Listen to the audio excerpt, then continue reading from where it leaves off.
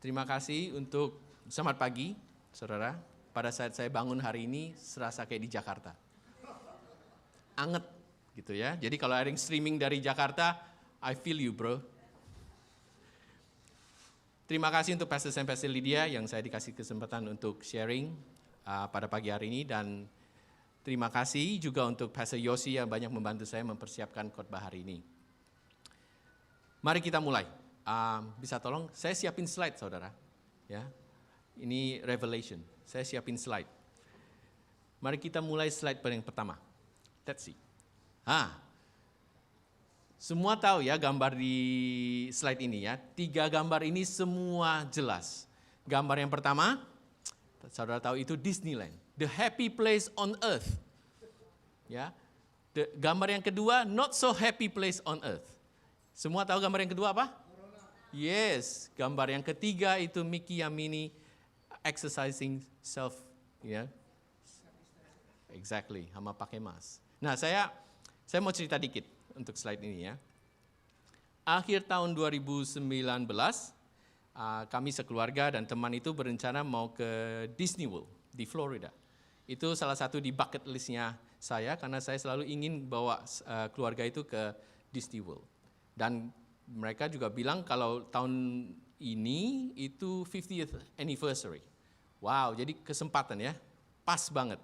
Jadi kita bersama teman, kita udah mulai siapin rencananya, kita tahu waktunya sekitar akhir tahun 2020 atau awal tahun 2021, saya kurang jelas, udah lupa ya, udah hampir setahun saudara ya. Kemudian kita tahu tujuan kita, Disney Florida. Aktivitasnya kita tahu saudara, kita mau itu itinerary-nya udah kira-kira disiapin 50%.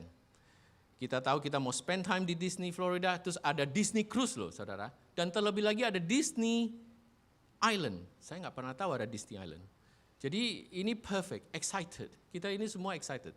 Kita mau pergi. Oke, ya sudah. Terus waktu berjalan kita masuk tahun 2020, terus Januari kita mulai dengar ada corona, COVID ya. Kita pikir nggak apa-apalah. Masih baru mulai gitu kan ya, siapa suruh orang Cina makan yang aneh-aneh gitu. Jadi kemudian mulai tambah banyak, akhirnya Maret udah mulai, Australia udah mulai kena, kita udah mulai masuk lockdown, tuh saya masih optimis, saya bilang sama Grace, sudahlah tenang aja, 6 bulan, 9 bulan hilang kok, orang kayak flu gitu kan. Sekarang kita mau masuk Desember, corona masih hang around saudara. Dan sudah jelas, rencana kita mau ke US itu udah pasti nggak jadi.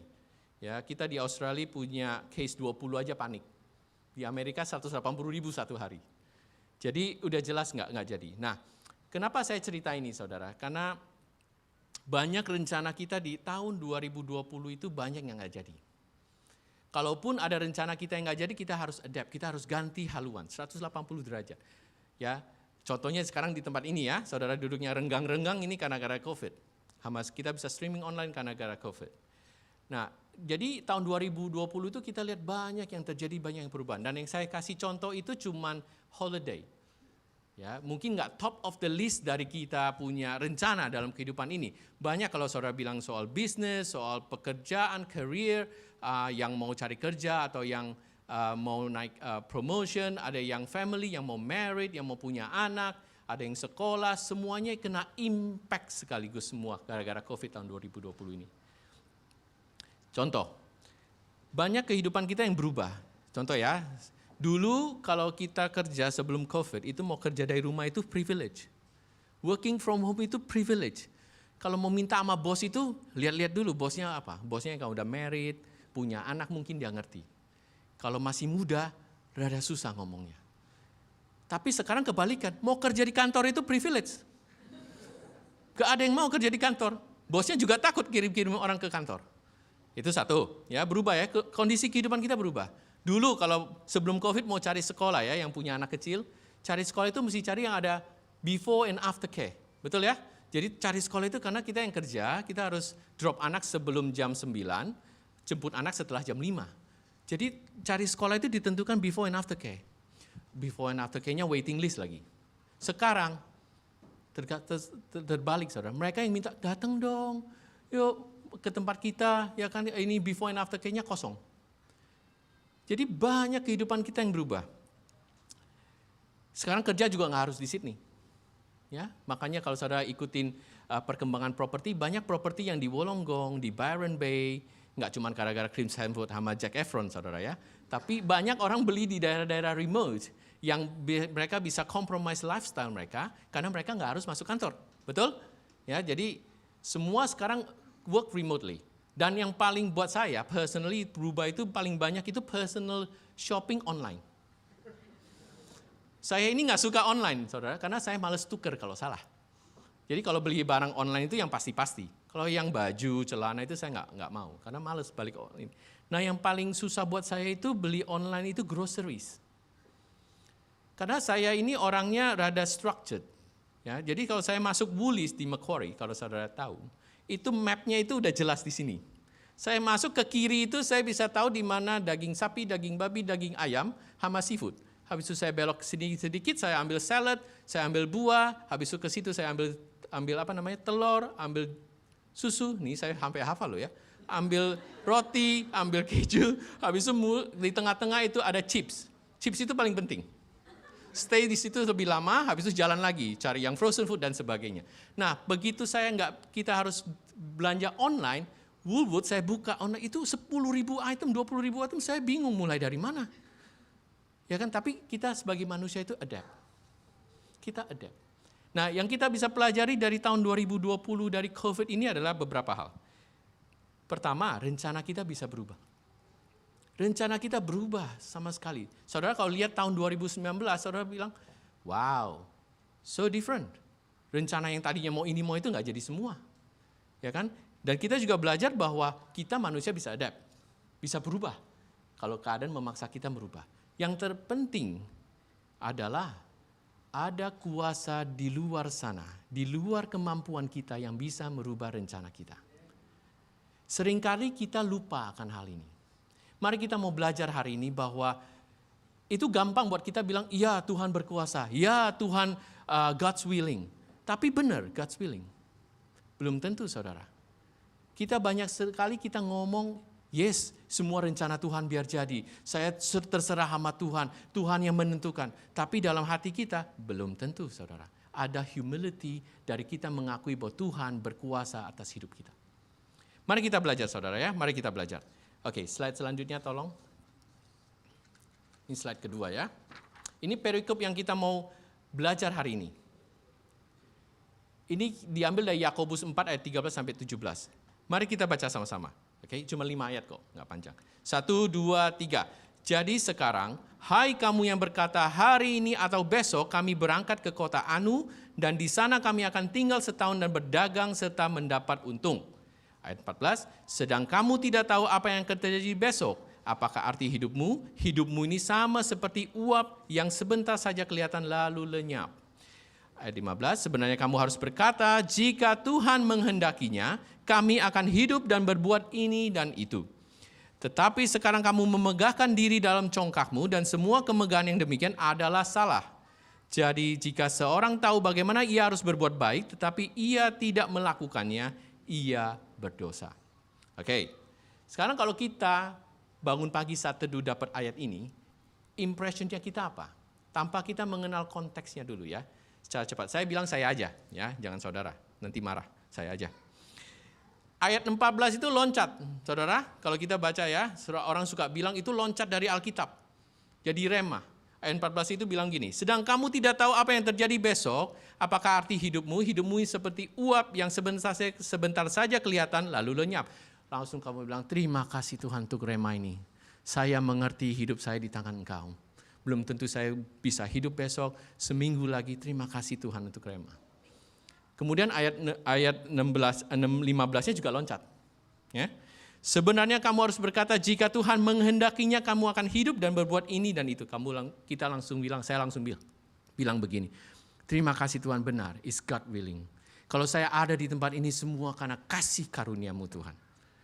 Betul ya? Itu saya. Anyway. Kemudian ayat 16-nya loncat tapi nggak terlalu loncat. Ya, ayat 16-nya begini, tetapi sekarang kamu memegahkan diri dalam congkakmu dan semua kemegahan yang demikian adalah salah. Terima kasih Tuhan untuk remamu. Saya kasih tahu orang di sebelah kanan dan kiri saya, kalau mereka itu tidak boleh sombong. Karena saya tidak sombong, saya mengerti kehendak Tuhan, rencana Tuhan dalam kehidupan ini. Kalau kita baca Alkitab biasa gitu. Begitu yang jelek bukan kita, orang lain. Nah, secara keseluruhan, ayat ini menceritakan kepada kita seperti gini. Kalau kita nggak telusuri lebih dalam konteksnya. Bahwa buat apa rencana panjang-panjang? Belum tentu bisa kerjain besok. Belum tentu bisa nikmati. Ya kan? Tuhan yang nentuin loh, kamu kerjain capek-capek. Plannya sampai detail-detail belum tentu jadi. Nge-flow aja. Ya kan? Enjoy life like there is no tomorrow. Shopping like there is no tomorrow. Black Friday, saudara. Promosi sedikit. Kalau itu persepsi kita atas pembacaan perikop ini, kita miss the point. Makanya kita harus belajar. Kita belajar. Mari kita belajar hari ini ya. Saya percaya, saya berharap, dan saya berdoa, pada saat kita keluar dari ruangan ini, pada saat nanti kalau kita saat teduh ketemu Yakobus 4, 13, 17, persepsi kita berbeda. Kita mulai slide yang berikutnya. Kita lihat dari satu ayat ke ayat yang lain. Ayat 13. Yakobus 4 ayat 13. Berkata gini, jadi sekarang hai kamu yang berkata hari ini atau besok kamu berangkat ke kota Anu dan di sana kami akan tinggal setahun dan berdagang serta mendapat untung. Nah, ayat ini bicara tentang strategic planning. Ya, satu ayat itu cover 4 things. Ada 4 hal di situ. Dia bicara tujuannya, destination-nya, dia mau ke kota Anu. Ya kan? Terus dia bicara tentang waktunya, time frame-nya. Di sana kami akan tinggal setahun. Dia udah tahu setahun. Terus mau ngapain? Aktivitasnya juga tahu, mau berdagang. Kemudian dia bilang lagi financial-nya, yes, kita akan mendapatkan untung. Kalau saudara mau invest, ini tepat. Dalam setahun, saudara dapat untung. Ini strategic planning, business strategic planning. Tapi mengapa pada saat kita baca itu kesannya Yakobus itu nggak kurang setuju dengan strategic planning ini? Ya kan? Kalau saudara yang kerja seperti saya, seperti isi saya, di bulan Oktober November ini seringkali kita disuruh off-site meeting. Sekarang mungkin nggak ya? Kalau tahun-tahun sebelumnya kita disuruh off-site meeting. Off-site meeting artinya kita dikumpulin, dimasukin ruangan 1 hari, 2 hari, dikasih makan sandwich, otaknya diperes, supaya kita bikin planning for next year. Biasanya kayak gitu. Nah, habis itu udah dapet, ya high levelnya kita dibawa, suruh jelasin ke timnya, dibikin action plan-nya, action items-nya, dan sebagainya. Secara nggak sadar, kita melakukan hal ini nggak cuma bisnis. Dalam kehidupan kita sehari-hari juga kita melakukan ini, cuman kita nggak bilang itu strategic planning. Dalam kehidupan keluarga, saudara yang mau menikah, saudara pasti pikir, waktunya kapan ya? Tujuannya jelas, of course, mau menikah ya. Biayanya berapa? Semua kita plan. Keluarga yang sekolah juga sama halnya. Kita juga planning, sekolahnya kapan? Sekolahnya biayanya berapa? Kan di mana? Itu semua kita plan. Jadi dalam arti kata, kita melakukan ini, tapi kita nggak sadar dalam setiap kehidupan kita. Nggak cuma bisnis saja, saudara. Nah, sekarang pertanyaannya, apakah salah? Karena Yakobus berkata bahwa, buat apa? Toh belum tentu hidup, seminggu lagi, belum tentu besok hidup. Di sini nggak ada yang bisa jamin besok hidup. Nggak ada satupun yang bisa menjamin. Oke, mari kita belajar. Sekarang kita ke slide yang keempat. Nah, ini ayat 14. Ini yang pada saat Yakobus berkata, sedang kamu tidak tahu apa yang terjadi besok, apa arti hidupmu? Hidupmu ini sama seperti uap yang sebentar saja kelihatan lalu lenyap. Nah, uap di sini kayak saudara pas winter ya, keluar ngomong itu keluar uap sedikit ya, habis itu hilang. Seperti itu konteksnya. Jadi sangat-sangat cepat. Nah, pertanyaannya, konteks kenapa Yakobus bilang sangat cepat hidup ini? Apa kan kita hidup di dunia ini 80, 100 kalau God's willing ya, 120 gitu ya. Lucunya pas kita muda kayaknya lama. Hidup ini kayaknya bosan panjang banget. Begitu kayak saya udah mau gocap, kok kayaknya cepet bener ya. Kok coba waktunya stop aja. Tapi menurut Yakobus, hidup 80, 100, 120 tahun itu hanya sekejap. Karena Yakobus bilang gini, hidup kamu yang 80, 100, 120 tahun dibandingkan kekekalan itu hanya sekejap. Konteksnya kekekalan. Bukan konteksnya kalau kita buat rencana itu untuk satisfy keinginan kita untuk 80, 100, 120 tahun, menurut Yakobus nggak ada poinnya. Karena itu hanya sekejap. Plan yang kita buat itu harus konteksnya eternity. That's the point. Makanya Yakobus taruh di situ. Bukan kalau kita baca sekilas bahwa dia itu menentang, oh ya gak usah planning ya. Amsal 21 ayat 5 berkata gini, rancangan orang rajin semata-mata mendatangkan kelimpahan. Tetapi setiap orang yang tergesa-gesa hanya akan mengalami kekurangan. Bahkan Yesus sendiri berkata di Lukas 14 berkata begini, sebab siapakah di antara kamu yang mau mendirikan sebuah menara, dia harus menentukan anggaran biayanya dulu. Dia harus meletakkan dasarnya supaya dia tahu berapa biaya supaya dia bisa membangun menaranya. Jangan cuma bisa mulai, nggak bisa selesain. Bahasa Hokkennya, utau boboi. Ada kepala nggak ada buntut maksudnya. Jadi bisa mulai nggak bisa selesain, suruh orang yang selesain. Jangan, Yesus berkata bahwa, well, you have to do it properly. Planning itu bukan sesuatu yang salah di mata Tuhan. Oleh sebab itu, sudah jelas Yakobus ini nggak menentang planning yang kita lakukan dalam kehidupan kita. Kalau saudara yang ngeflow, saudara bilang, benar juga ya sekarang gue mesti planning. Tapi saudara bilang, tahun 2020 ini planningnya semua berantakan tuh. Gak usah lah tahun 2021 gue ngeflow aja. Menurut saya itu kurang tepat.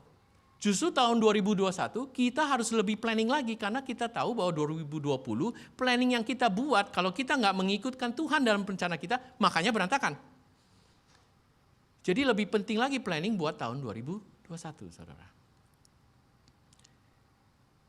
Dan juga yang Yakobus mau mengingatkan umat Kristen di zaman Yerusalem dulu adalah bawa kehidupan kita kepada perspektif yang benar. Kalau yang kita lakukan semata-mata di dunia ini hanya untuk kehidupan kita, gak ada artinya. Dan juga hidup ini sementara. Jadi jangan pusing sama urusan yang kecil-kecil yang gak ada artinya. Kalau saudara tadi kesini sempat telat terus ribut, forget it, don't worry about it. Ya kan? Kalau salah pakai baju, ya gak apa-apalah. Gak usah kesel saudara. Lihat rencana Tuhan yang besar. Lihat rencana Tuhan yang eternity yang dalam kehidupan kita.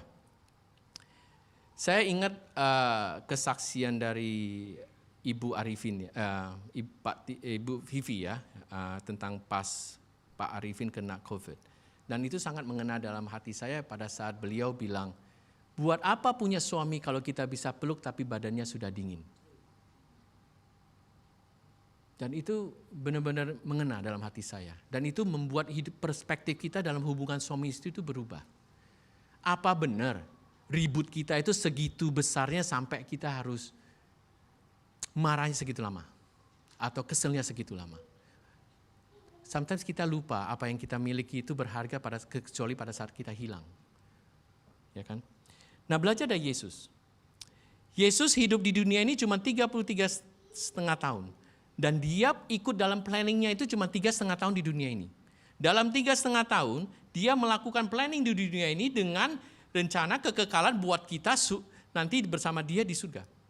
Kita punya 80, 100, 120 tahun membuat rencana kita untuk kekekalan bersama dia. The point is that. Makanya apa yang kita lakukan di dunia ini selama kita membuat rencana, fokusnya kita harus selalu kekekalan. Mari kita mulai lagi.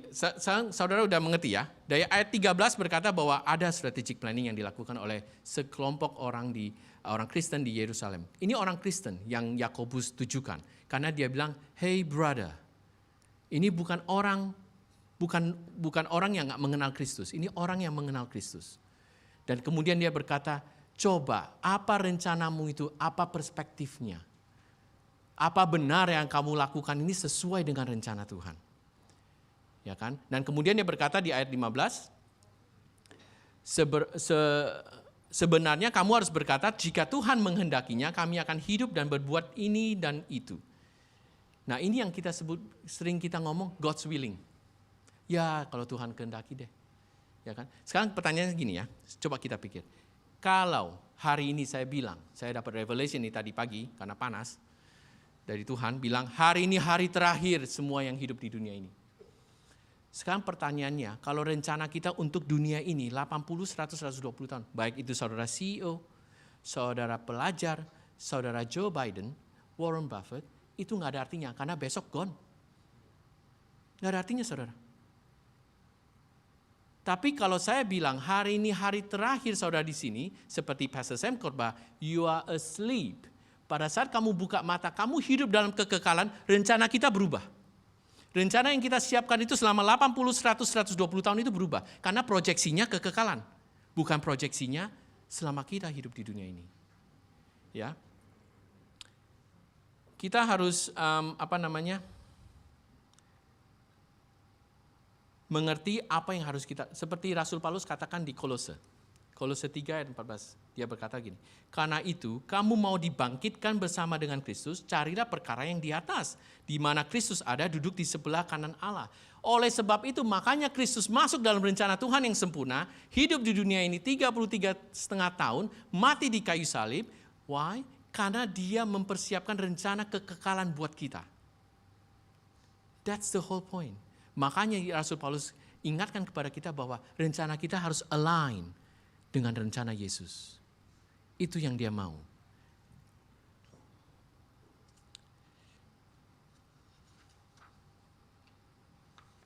Saudara mengerti sampai sini? Kita mengerti bahwa banyak rencana kita yang sekarang gagal, yes, that's fine. Tapi let's do better. Next year let's put together a plan. Rencana yang kita ada Tuhan di dalamnya. Dan saya berkata tadi bahwa banyak kita berkata bahwa ya God's willing ya. Tapi apa benar? Banyak dari kita seperti ini, saudara. Banyak dari kita yang membuat rencana, tapi kita nggak mengikutkan Tuhan. Tapi sebagai orang Kristen nggak enak kalau nggak ikutin Tuhan. Makanya setelah selesai rencananya kita bawa ke Tuhan, bilang Tuhan sign off. Kita bawa dalam doa, betul loh? Ya kan? Udah selesai baru bawa ke Tuhan, bilang Tuhan sign off dong. Sama kayak kita di kantor, sign off dong. Plannya udah perfect. Oleh sebab itu Yakobus mengingatkan kepada kita, hati-hati. Karena ini terjadi autopilot dalam kehidupan kita. Saudara bangun hari ini nggak pernah pikir kalau hari ini terakhir, betul? Saudara pikir, oke, datang ke gereja, pulang makan apa ya? Besok balik kerja ya, anak sekolah. Apa saudara pernah pikir hari ini hari terakhir hidup saudara? Enggak, karena kita autopilot. Kita percaya bahwa ya Tuhan ada, ya that's fine. Tapi hidup kita atur sendiri. Karena besok gue masih hidup kok. Kita diingatkan hari ini bahwa ada kuasa di luar kita yang mengatur kehidupan kita.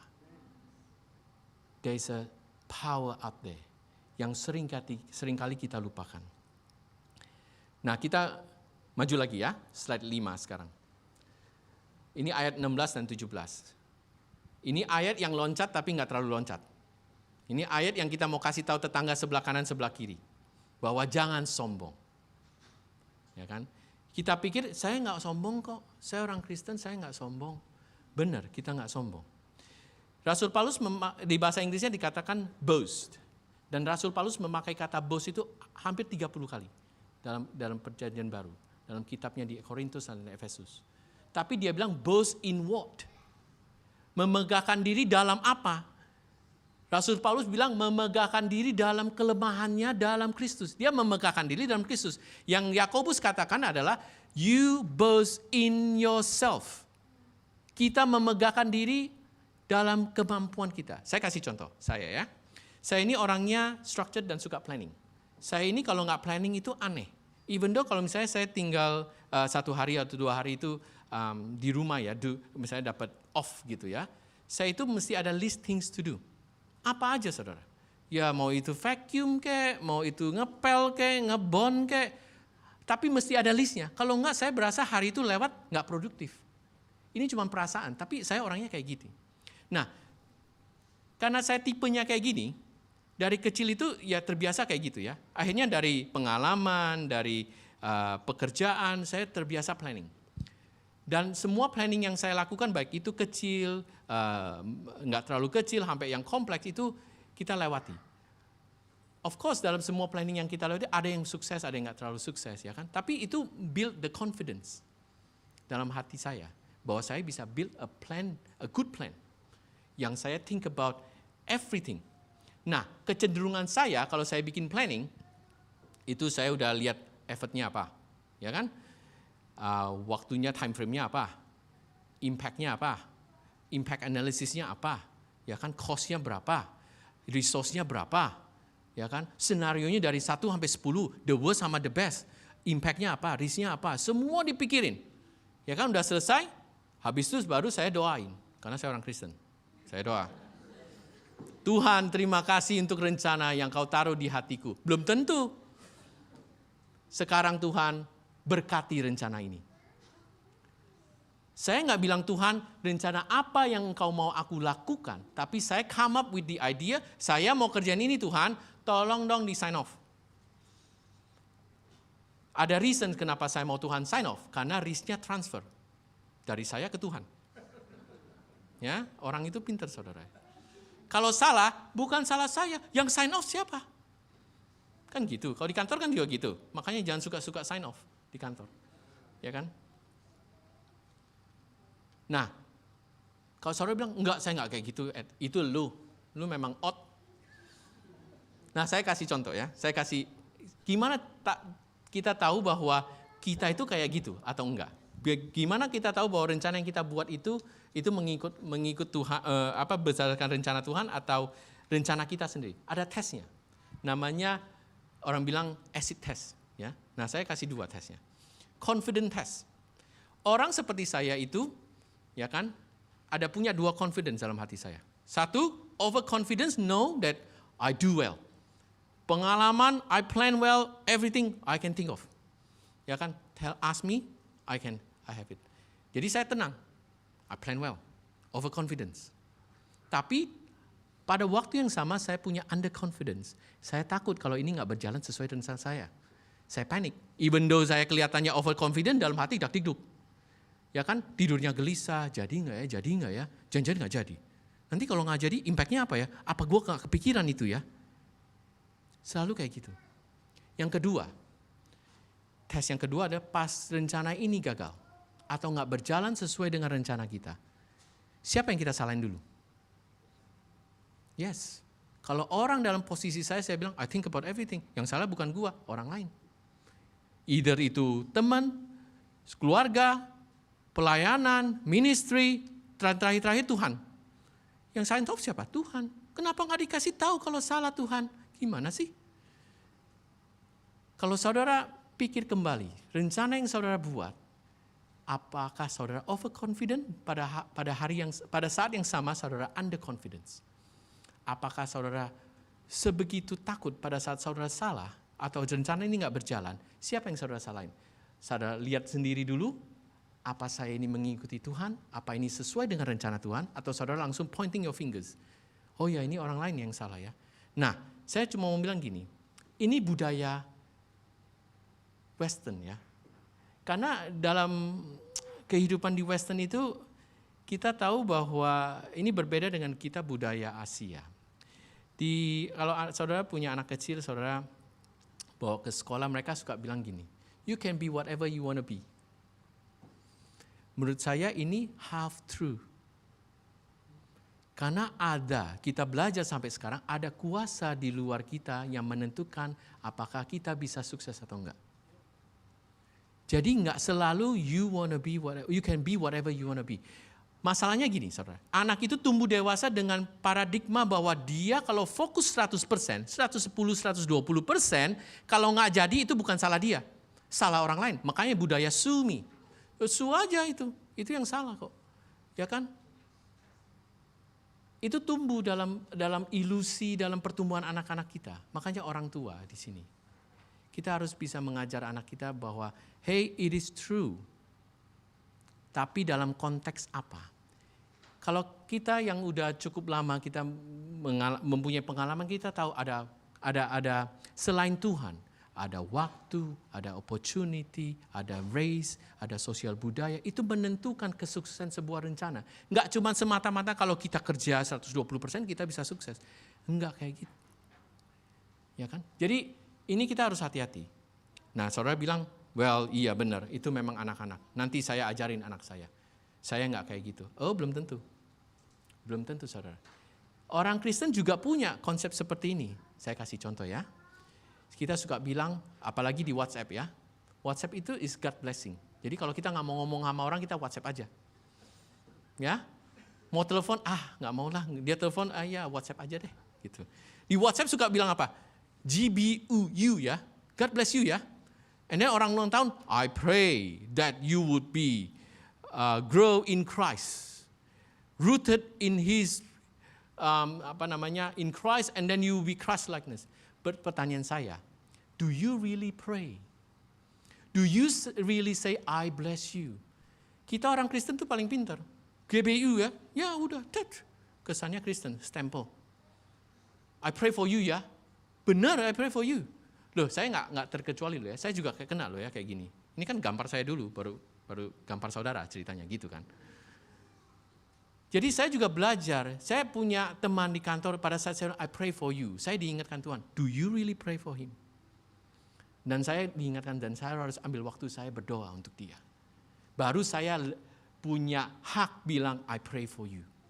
Kita bilang God's willing ya, God's willing ya. Ya Tuhan yang mengatur, Tuhan yang berencana ya, Tuhan yang menentukan. Benar, belum tentu saudara. Kita cuma ngomong karena kita orang Kristen, udah kebiasaan. Itu ilusi kita bahwa pada saat kita ngomong gitu, oh I feel comfortable ya, I feel good. Karena saya mengikuti Tuhan, memasukkan Tuhan dalam pembicaraan saya kelihatan seperti orang Kristen.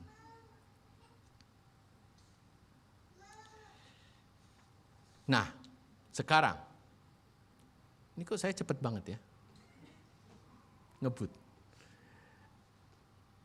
Kak saudara bilang gini, ya sudah benar Ed, benar saya bertobat. Kasih tahu saya bagaimana caranya membuat rencana untuk tahun 2021, di mana saya memasukkan Tuhan dalam rencana saya. Ya kan, saudara maunya gitu. Saya orang yang pragmatik. Saya tahu kita hidup di dunia yang pragmatik, yang langsung to the point, 5 step, 7 bullet point, done.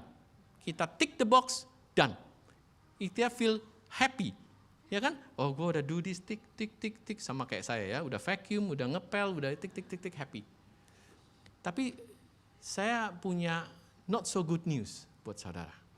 Kenapa? Karena saya nggak punya jawabannya. Kenapa saya nggak punya jawabannya? Karena begini saudara. Pada saat saudara ingin memasukkan Tuhan dalam rencana saudara harus mengenal Tuhan. Ya, so kita ngomong soal relationship, saudara. Kita bukan ngomong soal kita bukan ngomong soal points, steps, bukan kayak gini. Coba kita maju ya, itu slide-nya ketinggalan saya yang kecepatan. Nah, ini bagus sekali. Saint Augustine bilang gini, love God and do as you please. Yang kita lakukan sekarang adalah do as you please and say that you love God. Ini kehidupan kita sebagai orang Kristen pada zaman sekarang, saudara. Apa-apa GBU ya, I pray ya, God bless you ya, belum tentu. Tapi semua yang kita kerjain belum tentu sesuai dengan rencana Tuhan. Nah, slide berikutnya. Saya bilang ini relationship, saudara.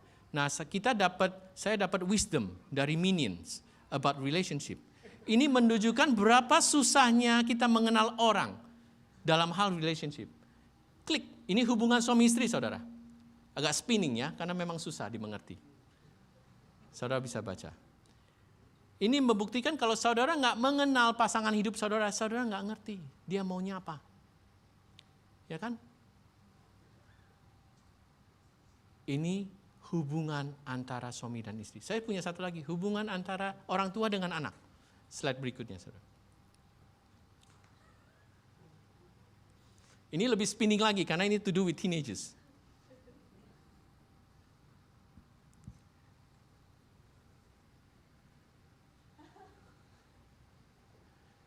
Jadi relationship itu bukan sesuatu yang gampang.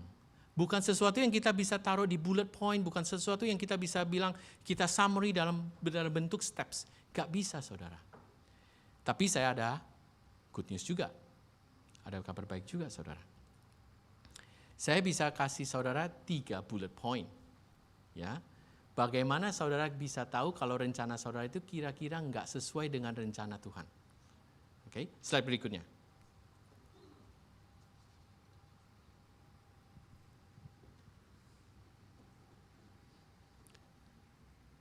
Ada 3 hal yang kita mesti ingat dan kita harus perhatikan pada saat kita membuat planning dalam hidup kita. Pertama adalah self-interest. Pertanyaan adalah, apa semua rencana yang kita buat itu untuk kita? Apa yang rencana kita buat dalam hidup kita 80, 100, 120 tahun ini, itu revolves around us. Itu pertanyaan yang pertama. Apa kita pikir bahwa rencana itu nggak mungkin gagal? Apa kita pikir bahwa, don't worry, saya punya waktu lain kok. Besok saya bangun, BAU, business as usual. Saya kerja, anak ke sekolah. Kalau itu semua masuk dalam rencana kita, dan kita harus berpikir bahwa mungkin rencana kita tidak sesuai dengan rencana Tuhan. Itu yang pertama. Yang kedua adalah self-possessed. Apa yang kita, sekarang Yakobus ini nggak menentang orang dapat untung ya. Ya orang dagang mau dapat untung dong, masa enggak? Tapi pertanyaannya, untungnya buat siapa? The point is, kalau kita punya self-possessed dalam rencana hidup kita, makanya kita harus berpikir bahwa apa benar rencana ini daripada Tuhan. Kita pikir bahwa apa yang aku hasilkan sejumlah ini untuk kepentinganku dan untuk rencana-rencanaku berikutnya. Ada Tuhan nggak di dalamnya? Dan yang terakhir itu self-gratification. Kita mau menikmati apa yang kita buat, apa yang kita dapat untuk kesukaan kita, kesenangan kita. That's not the point. Yesus masuk dalam dunia ini, dia mengikuti rencana Tuhan yang sempurna dari kitab Kejadian sampai Wahyu. Dia nggak bilang bahwa itu untuk kepentingan dia. It's not. Dia nggak self-possessed, dia nggak self-gratification, dia lakukan itu untuk kita.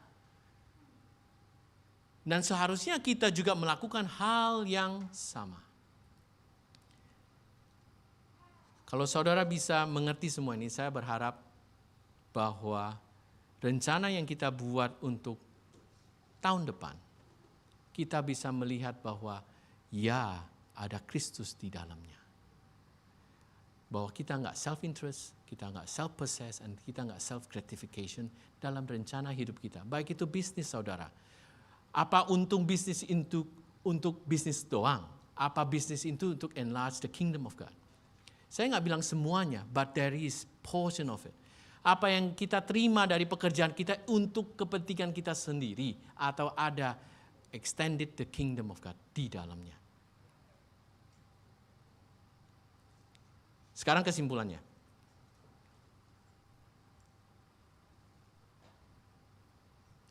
Kalau saudara pernah dengar gini, kalau saudara tinggal lama di Australia, saudara mendengar yang kata retirement planning. Ya, yang udah di atas 50, 60 itu udah mulai cing retirement planning. Nah saya mau kata gini, retirement planning itu nggak salah. Tapi yang penting itu eternity planning. Retirement planning itu untuk hidup kita 80, 100, 120. Tuhan berkata, bagus, that's fine. Yes, kita harus self-funded retirement. Tapi yang penting lagi eternity itu gimana? Jadi kalau kita hanya bicara dalam arti kata bahwa kita hidup ini hanya untuk retirement planning, mungkin enggak, kita harus review lagi rencana kita. Rencana kita harus ada retirement planning plus eternity planning. Karena hidup kita itu seperti uap dibandingkan kekekalan, saudara. Seperti saya bilang bahwa Yesus melakukan semua ini bukan karena dia punya hak merubah rencana Tuhan. Di Taman Getsemani dia ada opportunity. Tapi dia bilang God's willing. Let your will be done. Nah itu benar keluar dari hati yang let your will be done. Bukannya God's willing karena you need to sign off. Karena saya transfer risk-nya, kalau salah, saya salahin Tuhan. Bukan itu. Jadi pada saat kita bilang God's willing, apa benar hati kita bilang let your will be done? Dan apa benar ada rencana eternity planning dalam kehidupan kita sehari-hari? Dalam rencana kita baik itu bisnis, baik itu pekerjaan kita, baik itu sekolah kita, baik itu rumah tangga kita, baik itu ministry kita, apa ada let your will be done dalam kehidupan kita sehari-hari. Dan saya berharap bahwa kita mulai mengerti bahwa rencana itu baik, rencana itu penting. Semakin detail, semakin penting. As long as kita nggak mengeluarkan Tuhan dari porsi dia dalam kehidupan rencana tersebut. Dan ini a relationship matters. Ini nggak bisa di-build satu hari. Ini nggak bisa di-build karena saudara baca buku, terus ada 7 step, 5 poin, saudara lakukan semua itu, Tuhan masuk dalam rencana saudara. Nggak bisa kayak gini. Ini di-build karena Tuhan punya relationship dengan, saudara punya relationship dengan Tuhan. Nggak gampang saudara, benar. Tapi apakah ini penting? Yes. Apakah ini worth it? Absolutely. Karena hidup kita cuma sementara saudara. Cuma seperti uap. One day kita ketemu bersama di eternity. Berapa banyak kita ketemu orang yang bilang, thank you ya, you introduce me to Jesus. Thank you ya, saya kenal Yesus karena saya dengar kesaksian kamu. Thank you ya, saya kenal Yesus karena engkau subsidize, let's say through ministry yang tertentu. Karena kita nggak selesai pada saat kita 120 tahun. Kita masih ada eternity yang harus kita jalani. Terima kasih. Mari kita tundukkan kepala kita.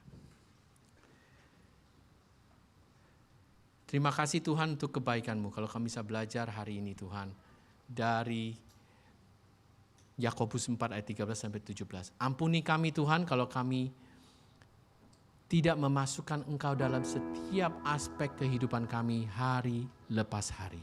Terutama juga dalam rencana-rencana kami untuk masa depan. Kalau kami terlalu sombong, kalau kami terlalu boast in ourselves Tuhan, kalau kami mampu, kami mengeluarkan Engkau dari posisi Engkau sebagai Tuhan dan Tuan dalam kehidupan kami. Ampuni kami Tuhan. Kami mau belajar mulai hari ini Tuhan. Biarlah Engkau bertata dalam kehidupan kami. Let you be the center of our life Lord. Sehingga kami tahu Tuhan apa yang kami kerjakan, apa yang kami perbuat, itu sesuai dengan rencana-Mu. Dan kami percaya Tuhan, pada saat Engkau bersama kami Tuhan, kami akan prosperous. Kami akan melakukan banyak hal. Dan kami akan melakukan banyak hal to extend your kingdom. Karena kami tahu itu yang penting dalam kehidupan kami. Kami ucap syukur Tuhan, biarlah firman-Mu itu tertanam dalam hati kami. Dan biarlah firman itu mengubah paradigma kami, merubah attitude kami. Dan kami tahu Tuhan, pada saat kami keluar dari ruangan ini, bahwa hidup kami sementara, tapi kami ada eternity bersama Engkau. Oleh sebabnya Tuhan, kami perlu Engkau dalam kehidupan kami. Dalam nama Yesus Tuhan, amin.